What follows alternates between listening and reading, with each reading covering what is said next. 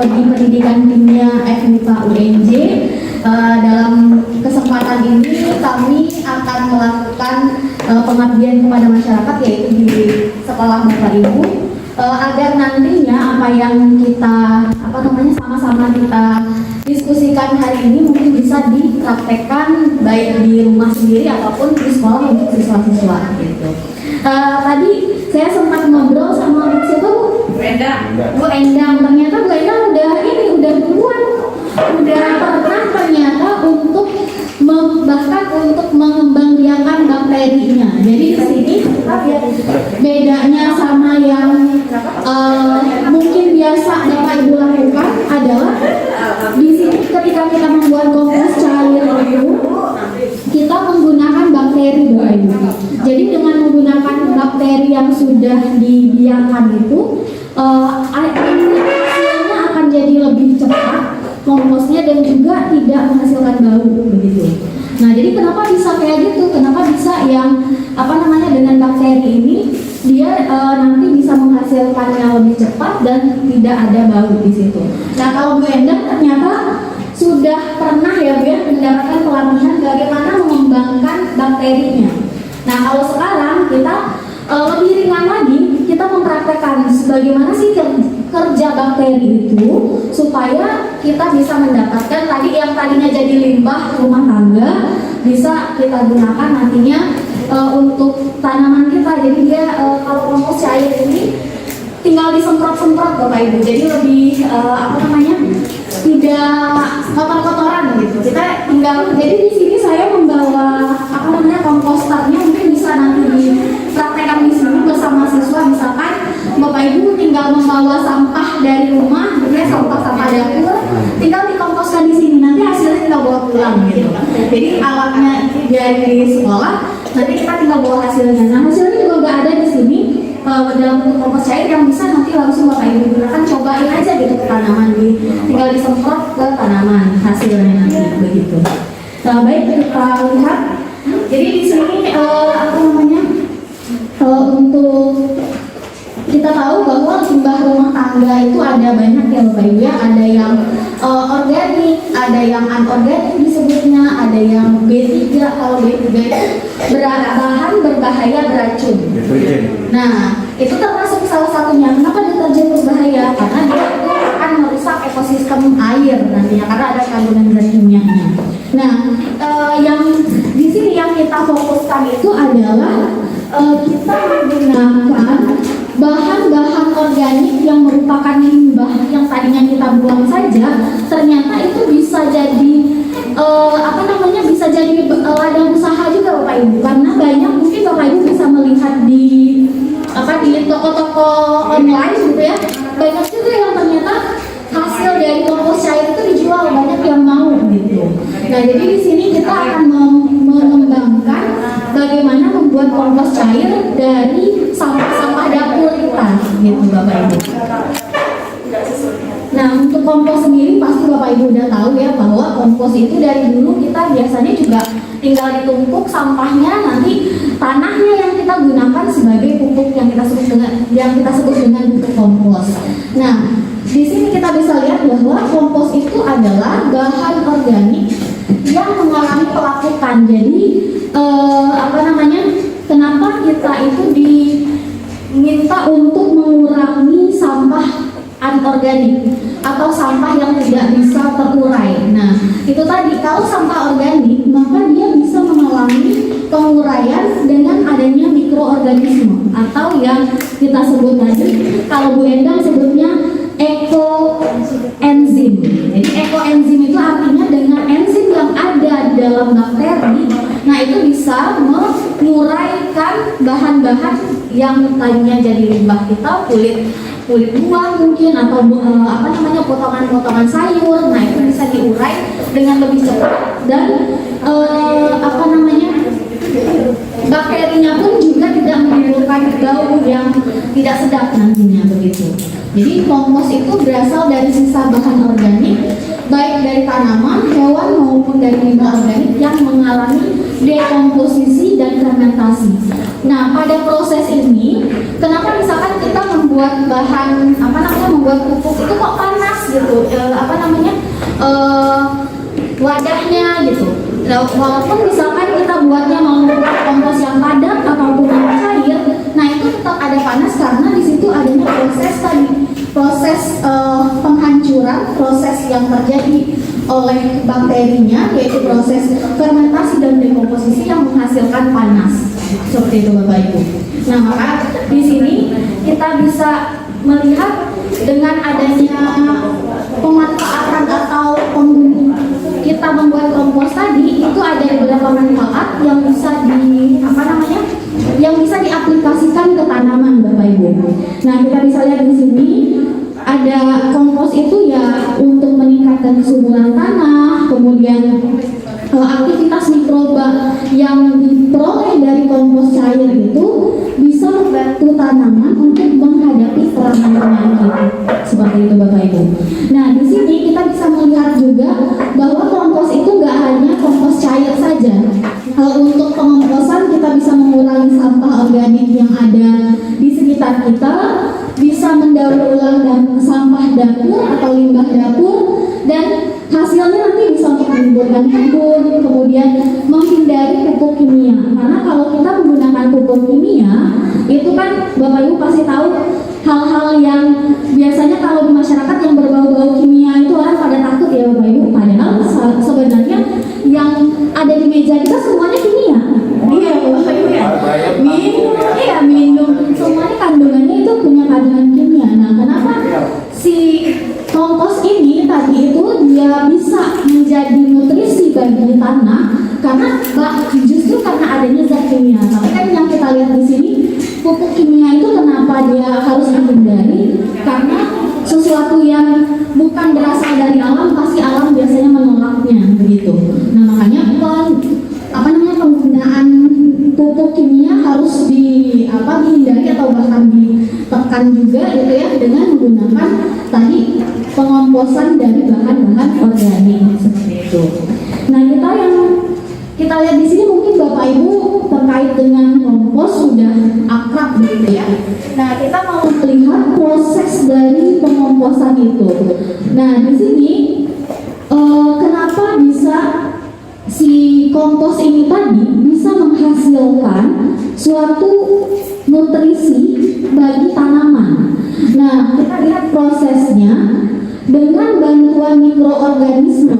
Nah, sebetulnya di alam juga ada, cuma kan kalau dengan kita benar-benar menambahkan mikroorganisme ke dalam si pembuatan kompos kita tadi, itu akan lebih cepat. Karena kalau di alam itu ada mikroorganisme yang baik, ada yang justru akan memakan mikroorganisme yang baik tadi gitu. Jadi prosesnya tidak terkontrol. Nah, oleh karena itu dikembangkanlah pembuatan kompos cair itu. Bagaimana suatu kompos itu bisa terbentuk? Nah, di sini kita bisa lihat bahan-bahan yang kita komposkan tadi itu terdiri dari air, kemudian material organik. Nah, air itu membantu mikroorganisme tadi dalam proses penguraian atau dalam proses fermentasi. Nah, oleh karenanya ketika terbentuknya kompos tadi itu akan menghasilkan panas karena ada reaksi kimia sebetulnya di situ. Reaksi kimianya apa? Yaitu pemutusan atau penguraian senyawa-senyawa kimia yang ada di dalam sampel atau di dalam material organik yang sudah kita komposkan tadi. Nah, makanya kenapa kompos itu baik untuk tanaman? Karena dari hasil terurainya bahan-bahan kimia yang terkandung di dalam, baik di dalam rumput, daunan, kemudian biji-bijian, kemudian ada sayur, ada bisa kulit dari telur, cangkang telur gitu, atau kopi atau yang lainnya, sampah-sampah dapur. Nah, itu kan kita tahu tadi bahwa mereka semua itu adalah tersusun dari bahan kimia, di mana bahan kimianya itu atau unsur-unsur kimianya itulah yang dibutuhkan oleh tanaman. Jadi tanaman itu butuh karbon juga, butuh unsur atau zat kalsium seperti itu untuk tanam, untuk perakaran, untuk pertumbuhan daun, kemudian untuk perkembangan buahnya juga. Nah dari situ, dari proses penguraian oleh bakteri tadi lah, maka kita bisa dapatkan finishnya itu berupa yang kita sebut kompos. Itu newspaper. Itu maksudnya iya, koran-koran bekas gitu Pak. Iya bisa, ampas. Nah, ampasnya Pak, karena kan semuanya itu merupakan, misalkan kayak kayu itu kan ada terdiri dari senyawa karbon. Mungkin Bapak pernah belajar dulu kimia dasar mungkin ya, atau pelajaran kimia itu di sekolahan ya. Nah semuanya itu makanya kita nggak perlu takut dengan kimia sebetulnya. Yang harus kita takutkan yang B3 tadi, bahan beracun berbahaya. Nah kalau selain dari itu kita bisa manfaatkan justru seperti itu Pak. Iya bisa digunakan. Nah inilah mikroorganisme yang dikembangkan oleh profesor dari Jepang ini. Jadi orang Jepang ternyata yang mengembangkan atau yang justru lebih concern gitu, lebih untuk penelitiannya mengenai mikroorganisme efektif yang bisa digunakan untuk melakukan penguraian dari bahan-bahan organik tadi. Jadi dengan bantuan mikroorganisme maka bisa terjadi proses dekomposisi atau penguraian dari yang kompleks, yang besar molekul-molekulnya yang ada di dalam senyawa, dalam bahan-bahan kita tadi menjadi lebih sederhana, dan itulah yang justru dibutuhkan oleh tanaman seperti itu. Nah larutan ini berwarna kuning ya. Jadi di sini saya ada membawa ininya juga. Jadi di sini ada Bapak Ibu ya. Ini nanti bisa Bapak Ibu gunakan untuk dicobakan untuk membuat kompos cair yang bisa dipakai di sekolah ini nantinya. Dan ini hasil dari komposnya. Kompos cairnya itu nanti bentuknya seperti ini. Nah, jadi hasil dari proses fermentasi tadi kan kita menggunakan air, kemudian ada dengan adanya bahan-bahan limbah tadi, ada mikroorganisme ini apa namanya? E4 berarti ya? Apa? Iya Pak, dicampuran E4 betul Pak. Nah inilah yang menjadi terobosan baru gitu. Biasanya kita mengompos saja di halaman mungkin. Nah itu nanti akan kita prosesnya sama, kurang lebih sama. Bedanya apa? Keefektifannya. Nah jadi di sini dengan bantuan enzim di sini itu adalah isinya adalah mikroorganisme Pak. Bapak Ibu. Jadi ini isinya mikroorganisme yang kita sebut dengan E4 tadi. Kita campur dengan sampah dapur kita, kemudian kita diamkan, baru nanti setelah itu sekitar seminggu baru bisa dipanen dan hasilnya akan terbentuk seperti ini, tinggal semprot-semprot ke tanamannya. Nah itu selain untuk menyuburkan juga bisa membuat tanaman itu lebih tahan terhadap serangan hama. Kalau gitu. Cepat berbuah lain lagi. Salah satunya juga gitu. Tapi barangkali kalau kita bandingkan dengan yang kimia, mungkin dia nggak akan secepat yang kimia. Cuma kita bisa mengurangi penggunaan pupuk kimia tadi seperti itu Bapak. Untuk kesuburan nanti. E4 sendiri Ya. bukan udah bisa dijadikan Apa? E4 sendiri bukan udah bisa dijadikan penyubur tanam. Betul. Cuma di sini kita tujuannya adalah mengurangi limbah dapur. Oh iya, karena E4 ketika dia dituangkan dia bisa menyerap mikroba kan Mbak ya? Betul, sebetulnya E4 sendiri adalah mikroba itu Pak. Nah, Karena saya pernah coba di Ya. sebuah tempat misalkan berair nih, kayak kotoran ayam Ya, gitu. ya. Saya semprot pakai ini langsung kering dalam hitungan ini Iya. kering. Jadi dia memang mikroba yang yang akan nantinya memicu Iya. proses uraiannya tadi begitu. Jadi Nggak, kalau kena tangan nggak berbahaya nggak? Gatal atau apa? Alergi atau apa? Bahannya juga bahannya bahan biasa. Iya. Nah, jadi di sini dia cukup aman, Pak. Jadi makanya dia disebut sebagai bioaktivator. Jadi sebetulnya kita langsung tuang saja ini ke tanaman juga bisa, tapi ketika fokus kita adalah untuk mendapatkan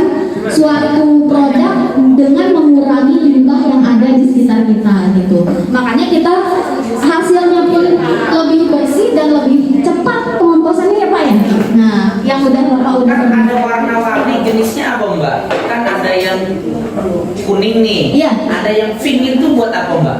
Sebenarnya fungsinya sama, mikrobanya sama. Paling nanti mungkin ada tambahan lain yang ada di dalam sama kayak kita menggunakan pupuk, mungkin dengan tambahan itu ada senyawa lain yang ditambahkan sehingga dia lebih, misalkan kalau ini untuk kesuburan akar lebih cepat gitu. Kalau misalkan untuk mau ke arah kita supaya buahnya lebih banyak, misalnya kita pakai yang tambahan yang lain gitu.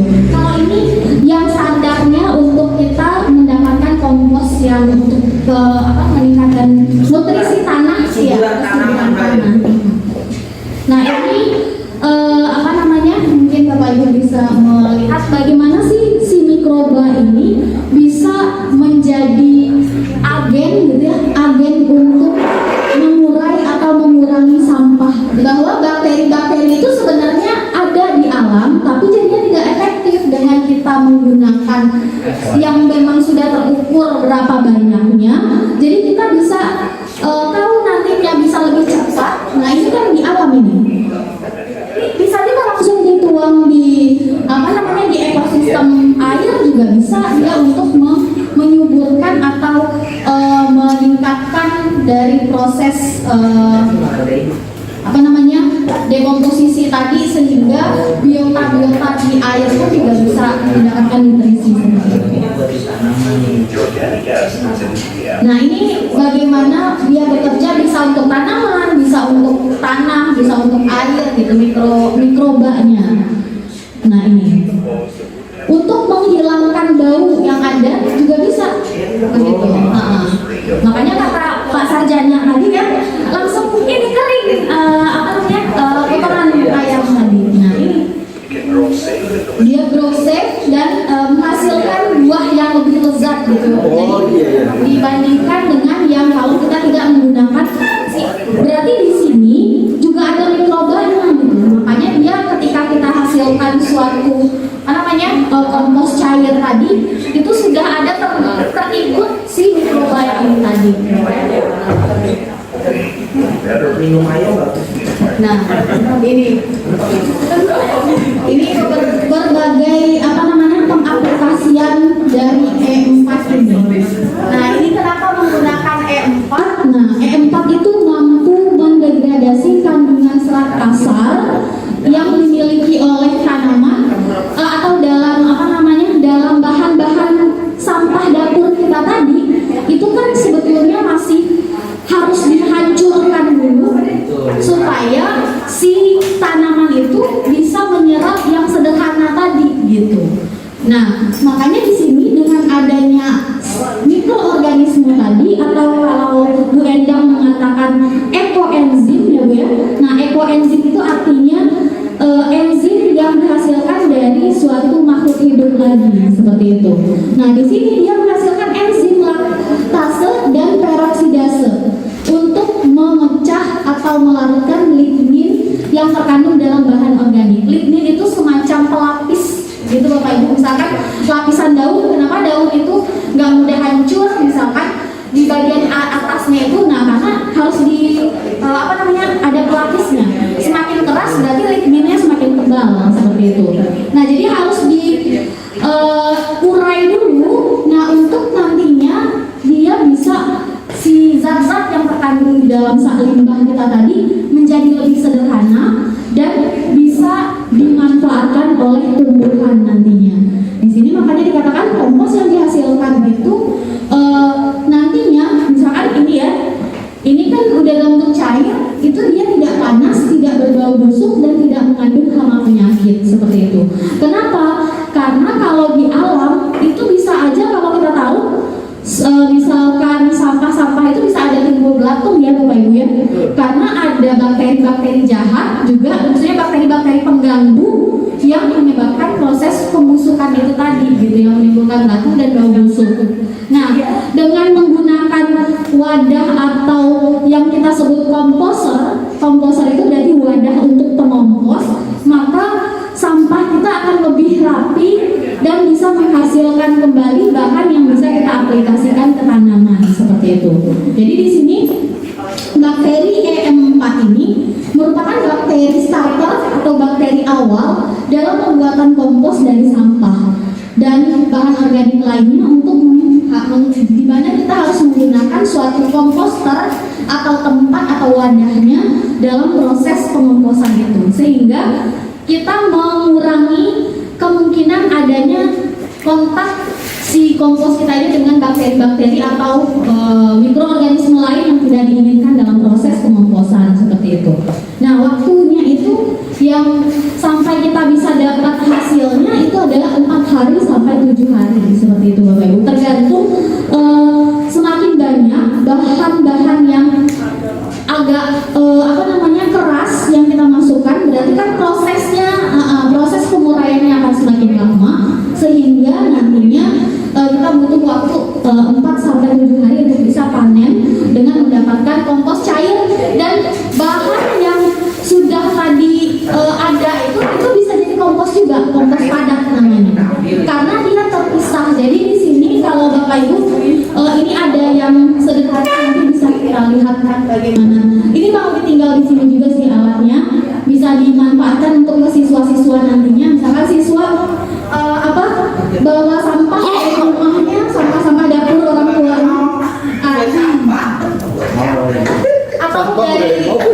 atau dari Bapak Ibu semua, dari sampah dapurnya, daripada ini di rumah kan nggak ada yang belum ada yang ngangkut, dibawa aja terus dikasih E4-nya dalam waktu 4 hari bisa jadi pupuk. Itu ada di toko. Ada. Saya baru tahu ya, dana. Iya, Penting banget buat tanaman rumah saya. oh iya. Kan nggak dikasih itu. Oh iya, kalau ada bakteri lebih cepat jadinya proses penguraiannya itu Bu. Jadi dengan adanya bakteri juga akan bisa melawan bakteri-bakteri. Termasuk tempat sampah kita di depan rumah kita tuangin itu aja ya. Bisa Pak. Jadi nggak ada belatung-belatungnya nanti. Iya. Nah, makanya itu Pak, poinnya itu tadi yang disampaikan Ibu Kepala Sekolah. Nah, jadi kalau misalkan kita tuang aja, akhirnya kan cuma baunya aja yang hilang, kita nggak dapat apa-apa. Kalau kita ada wadahnya bisa jadi pupuk. Ada wadahnya tempat sampah. Iya bisa, tapi pupuknya jadi padat, Jadi nggak cair Pak pupuknya. Kalau pupuknya cair, dia harus ada wadah sama kotoran dicampur aja dia. Betul. 4 sampai 7 hari ambil yang atasnya buat pupuk kasarnya, buat cairnya. Kalau itu dana ke saya aja deh. Bisa itu Pak. Dijadikan sebagai Bekas ember cat aja bisa kok. Iya betul. Nah kalau di sini saya bawakan memang yang sudah dibuat mungkin sudah disetting. Sebetulnya memang bisa Bapak memanfaatkan ember cat juga bisa. Tinggal kita bikin ada tatakannya. Jadi mungkin bisa dilihat bentuknya kalau ukurannya itu seperti ini. Di toko itu ada ini. Nah di sini ada Oh, buat nyaringnya ya. Oh iya, ada buat nyaringnya. Jadi ini berarti buat nahan si sampah kita supaya nggak tercampur. Itu kan bersih. Tapi kalau dibikin keran bisa aja tuh Mbak di samping itu. Ini ada kerannya. Oh iya. Ada kerannya. Nah jadi ini nanti tinggal ambil. Jadi ini taruh di atasnya gitu ya. Nah kemudian tinggal dibuka kerannya. Udah. Airnya turun ya. Kasih buat nanam cabai depan rumah saya. Menggunakan starter ini Bapak Ibu, pakai starter M4 betul. Jadi di sini ternyata udah banyak yang familiar ya dengan E4 di sini ya Bapak Ibu. Ya doang Bu, sarjana doang. Saya mah belum sarjana. Udah sarjana. Yang sarjana dari lahir sama yang sarjana beberapa tahun kemudian ya. Kalau peternak Mbak, peternak itu dari mulai peternak ayam, peternak ikan, sapi, rata-rata semua pakai. Oh iya. Karena memang untuk mengurangi tadi yang bau tadi. Iya bau. Itu cuman kalau untuk pengelolaan kita belum. Oh iya Saya betul. tanyakan begini Mbak, kalau di sampah dapur itu kan kita nggak harus lama. Kalau kita sampah dapur itu 3 hari udah berbelatung Mbak. Nah itu yang saya maksud. Daripada belatung gue siram itu sampah gue. Bisakah itu yang sudah ada normal ya Seminggu 2 sudah hari. ada belatungnya, bisa nggak kita buat kembali seperti itu? Bisa Pak, bisa aja. Cuma kan giginya. Persoalan makanya sebelum dia berbelatung kita wadahin di situ dulu gitu. Terus kita tuang ini nanti di apa namanya prosesnya, makanya kita bawa juga ini biar nanti Bapak Ibu dan siswa-siswa juga bisa mempraktekkan gitu. Seperti Pak Sarjana bilang tadi, bisa dari kaleng cat gitu ya. Nah itu juga bisa untuk meminimalisir, nggak perlu lagi ada biaya gitu kan ya Bapak Ibu. Nah kalau ini kan kita biar lebih estetik bentuknya ya, jadi lebih rapi gitu. Itu berapa lama prosesnya, Bu? Oh, prosesnya itu 4 sampai 7 hari tergantung bahan dapur atau bahan organik sebagai sumbernya itu apakah bahan-bahan yang keras sifatnya gitu Bu, atau yang lunak. Kalau yang lunak biasa lebih cepat karena kan intinya di sini adalah proses penguraian si bahan-bahan kompleks yang ada di dalam tanaman itu menjadi lebih sederhana yang bisa langsung dimanfaatkan oleh tanaman. Iya, buat bisnis makanya Pak. Makanya salah satunya di sini nanti siswa-siswa kita bisa dilatih. Misalkan Bapak Ibu bikin aja ini beberapa ton gitu kan di sini.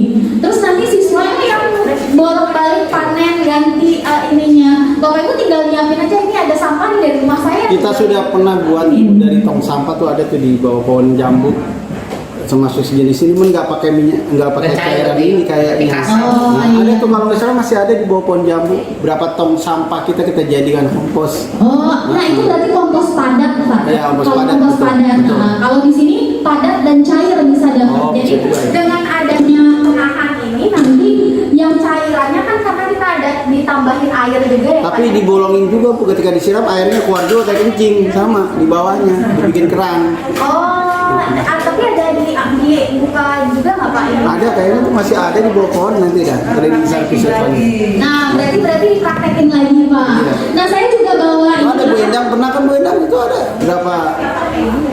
Nggak pakai air itu nggak?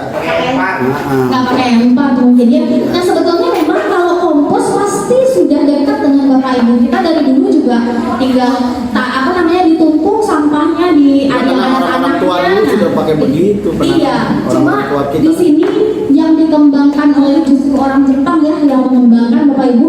Nah padahal yang luas untuk pertaniannya itu kita ya dibandingkan Iya, mereka gitu. Bapak, Mereka ya. lebih inovatif sehingga cepat gitu dapat bahan yang alami, dia mengurangi bahan-bahan yang bersifat kimia tadi gitu. Kalau kita bisa mau pakai yang kimia ya bisa-bisa aja, cuma kan tadi efeknya kepada lingkungan nantinya, bahkan justru yang kimia itu mengurangi kesuburan tanah betul. Nah, tapi memang bukan dalam waktu yang cepat, tapi lama, tapi ada efeknya seperti itu nanti seperti gitu. Nah, ini kita bisa lihat E4 dalam pertanian itu adalah suatu tadi mikroba ya yang diistirahatkan dalam kondisi tidak aktif. Nah, tapi ketika disemprotkan nanti mikrobanya bisa langsung mencari si target-target yang akan dia uraikan begitu tadi kan. Seperti yang Pak Sarjana bilang juga tadi, ternyata di videonya terlihat semua, di air bisa, di udara bisa, di mana bisa kita gunakan si mikroba ini seperti itu.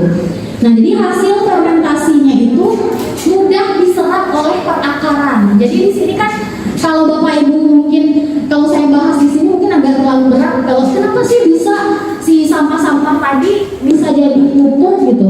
Sebetulnya kan ada kandungan, setiap tubuh kita juga punya kandungan kimia, bahan-bahan. Kenapa kita gunakan sayur? Karena kan kita sendiri makan sayur untuk tubuh kita gitu. Bahan-bahan yang merupakan nutrisi juga. Nah, itu yang diurai. Kalau kita punya enzim sendiri di dalam tubuh untuk mengurainya.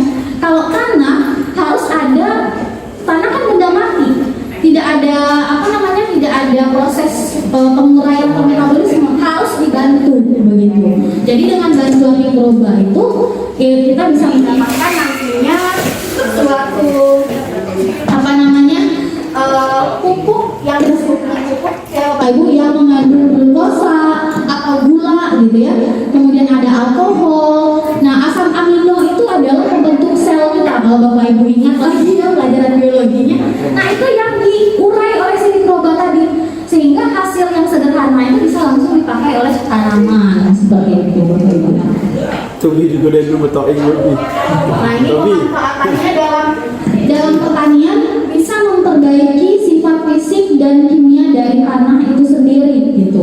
karena adanya mikroba di dalamnya begitu. Kemudian menjaga kestabilan dari produksi hasil tanaman kita. Kemudian bisa memfermentasikan. Sebetulnya kalau untuk pemanfaatan mikrobanya sendiri pasti banyak, seperti yang Pak Sarjana tadi udah sebutkan beberapa aplikasi yang udah beliau coba. Nah, di sini kita mengarahkan juga bagaimana mengurangi limbah. Nah, jadi dengan selain pemanfaatannya bisa langsung seperti tadi, bisa juga kita manfaatkan untuk mengurangi limbah rumah tangga seperti itu, Bapak Ibu. Kemudian menyediakan unsur hara yang dibutuhkan oleh tanaman dan juga meningkatkan keragaman mikroba yang menguntungkan yang ada di dalam tanah. Jadi sebetulnya di tanah sendiri itu ada mikroba, cuma itu tadi yang jahatnya juga ada, yang baiknya juga ada. Nah, dengan kita tambah dengan yang baik, maka tanaman kita akan menjadi lebih subur. Baik, terima kasih Bapak Ibu atas perhatiannya. Jadi semoga kegiatan kita bermanfaat dan bisa dikembangkan juga di sekolah ini. Saya ucapkan terima kasih kepada Bapak Ibu yang telah menerima kami di sini untuk melakukan pengabdian masyarakat. Semoga kita semua mendapat manfaatnya